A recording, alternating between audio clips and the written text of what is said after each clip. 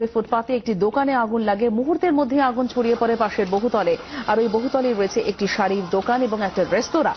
শুধু খাবার বা শাড়ির দোকান নয়, বহুতলে অনেক আবাসিকও রয়েছেন।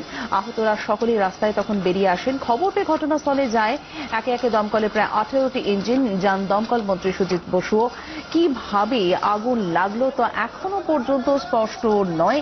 প্রায় 6 ঘন্টার চেষ্টায় আগুন এখনো পর্যন্ত, যেটা জানা যাচ্ছে, অনেকটাই নিয়ন্ত্রণে। রাত্রি 1টা নাগাদ হঠাৎ করে গড়িয়াহাট মোড়ের যে হকার মার্কেট, এই হকার মার্কেটে আগুন লাগে। কিভাবে আগুন লাগে সেই ঘটনা কিন্তু এখনো পর্যন্ত পরিষ্কার নয়। তবে যে ঘটনা দেখা যাচ্ছে যে কিভাবে ভয়ঙ্কর চিত্র হয়ে রয়েছে এই গড়িয়াহাট মোড়ের হকার মার্কেট। প্রথমে হকার মার্কেটের মিটার বক্সের পাশে একটা বিকট আওয়াজ হয়। স্থানীয় যে সমস্ত মানুষদের সঙ্গে আমরা কথা বলেছি, সেটা কথা বলে জানতে পারছি, এবং তারপর সেই আওয়াজের পর লোককে দেখতে পান যে আগুন লেগে যাচ্ছে, এবং তারপর দমকলে খবর দেওয়া হয়। দমকলের ইঞ্জিন এসে কাজ করছে, আগুন নিয়ন্ত্রণে আনার চেষ্টা করছে।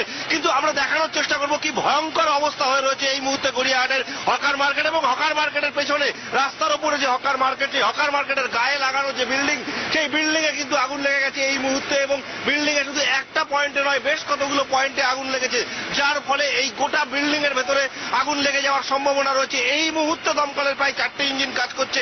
এর পাশাপাশি আরো ইঞ্জিনের প্রয়োজন আছে, এমনটা বোঝা যাচ্ছে। কিন্তু কতক্ষণ লাগবে আগুন নিয়ন্ত্রণে আনতে, সেটা কিন্তু এখনো পর্যন্ত পরিষ্কার নয়। কিভাবে আগুন লেগেছে সেটা পরিষ্কার নয়। কিন্তু আমাদের এখানে যেভাবে আগুন দাউ দাউ করে জ্বলছে, যেভাবে আগুন জ্বলেছে, এবং বিল্ডিং এর বিভিন্ন পয়েন্টে পয়েন্টে আগুন যেভাবে ছড়িয়ে যাচ্ছে, তাতে কিন্তু মনে হচ্ছে এটা দীর্ঘ সময়ের বিষয়। এবং ওই যে বিল্ডিং, ওই বিল্ডিং এর ভেতরে অনেক মানুষজন থাকেন, এমনটা স্থানীয় মানুষের সূত্রে জানা যাচ্ছে প্রাথমিকভাবে। এবং বেশ কয়েকজন লোক ছিল, যে সমস্ত লোকজন হকার মার্কেটের গায়ে, হকার মার্কেটের পাশে তারা থাকেন এবং রাত্রিরে ঘুমান, এই ধরনের মানুষজনও কিন্তু সেখানে থাকে। ফলে তাদেরও কিন্তু দুর্ঘটনা ঘটে যেতে পারতো। আমাদের সঙ্গে এরকম অনেক মানুষজন কথা বলেছেন যারা কিছুক্ষণ আগে ওই জায়গা থেকে ক্রস করেছেন, তখনও পর্যন্ত স্বাভাবিক ছিল। হঠাৎই দেখেন আগুন। কিভাবে আগুন লাগলো সেটা তারা বুঝতে পারেননি।